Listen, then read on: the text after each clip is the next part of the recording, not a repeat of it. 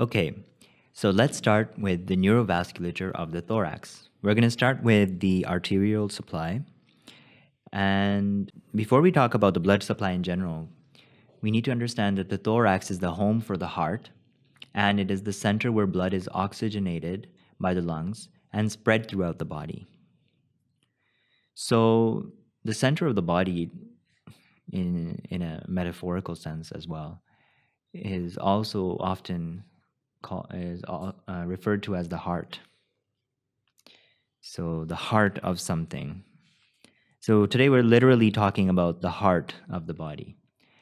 And let's start. Where does the arterial supply start from? So as blood comes in from the lungs into the heart, so here we can see an image of the heart. And as you can see, this is slightly rotated. This is the anterior aspect of the heart.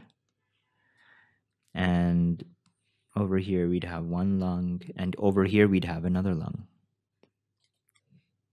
So I'm just going to remove that so you guys don't get confused. Okay, so before we start talking about the great vessels that start from the heart, we need to understand that we have something called the systemic circulation, and we have something called the pulmonary circulation. Okay, so what is it that differentiates the two? The important thing that we need to understand here is that the blood that comes in from the systemic circulation is deoxygenated. Therefore, it is blue. The blood that is traveling in the superior vena cava or the inferior vena cava. Let me draw it here. Just for your benefit, we have the superior vena cava, inferior vena cava right here. Okay, so the blood that is traveling through the arteries is red because it is oxygenated. So we're talking about these ones. Now this is for the systemic circulation.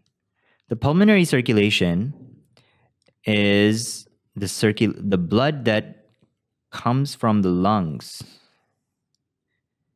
into the heart. It's traveling into the heart. Now the blood that comes from the lungs, it's actually the opposite. So now in the veins, we have oxygenated blood. That's why these are red. These are called the pulmonary veins. And then this over here, this is the pulmonary trunk. So what do we refer to this as? So the pulmonary trunk divides into the right and left pulmonary arteries. Do you see? So what is the take-home message?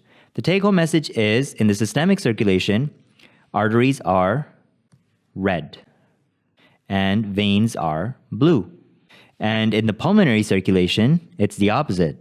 So arteries are blue and the veins are red. Well, now that we've discussed all of this, so let's erase all of this. So what do we need to understand when we move forward? We're talking about the blood supply of the thorax. So the blood comes in oxygenated from the pulmonary veins, starting from the lungs into the heart.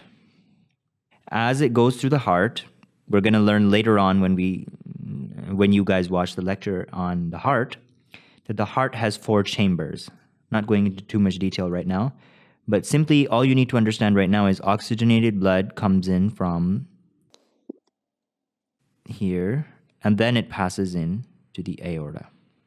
As it's going through the aorta, now it spreads down into the whole body. So the aorta is divided into the ascending aorta, going up. So let's draw that on the side here, the ascending aorta. the arch of the aorta and the descending aorta. You see? This is the ascending, and this is the arch, and this is the descending aorta. Okay? So the aorta gives off 3 large arteries traveling towards the head and neck and to the upper limbs in its arch. And as it descends, it provides blood vessels to the thoracic wall, the skeleton, and other structures along its way. It will continue on to pass through the inferior aperture.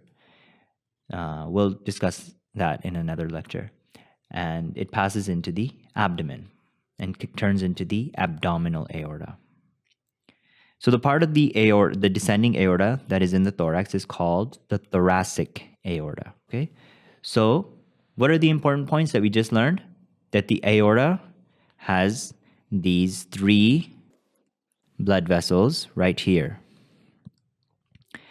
So some of these 3 blood vessels, they give off branches and supply the head and neck. And some of these 3 blood vessels, they give off branches to supply the upper limbs. Okay, so the next important artery that we're going to be talking about is the internal thoracic artery. Let me just zoom in for you. Okay, so this is our aorta coming up and giving off these 3 arteries. So these arteries are going up here, we can see. And as you can see, there is an artery right over here that we want to look at. This is the internal thoracic artery. Where is it starting from? Starting from right here. And it comes out from the subclavian artery. This is the subclavian artery right here. And following the red one, keep in mind. Because remember, this is now the systemic circulation. So the arteries will be red. So this is the artery that is going down. This is the internal thoracic artery. It travels down right behind the ribs. So we zoom out a little bit. We would be able to see the sternum would be somewhere around here. This is the sternal angle at the level where the bifurcation of the pulmonary trunk occurs. And this is where the ascending aorta ends, the arch of the aorta begins. So from here we know that this over here is probably our manubrium. And here is our sternum. Okay? So as you can see, the internal thoracic artery, it travels vertically parallel to the sternum, but right behind the ribs. We also have one on the right side. This is the internal thoracic artery. So far, what have we learned about? The aorta, 3 branches, okay? And we learned about the internal thoracic artery. And we've also learned about the subclavian artery, or I just mentioned it. So the subclavian artery is, let's erase all of this for you now. This is the subclavian artery, traveling in this direction, this one. There you have it. So what else is important? So when we were talking about the aorta, I also told you that the aorta has a descending part. So right behind the heart over here, we have the descending aorta. Okay? So this is the thoracic part of the descending aorta.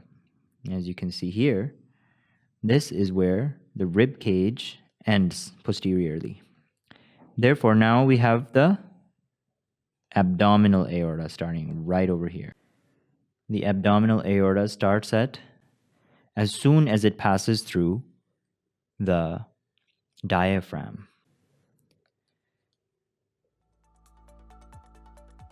So don't worry about all of the nitty-gritty details.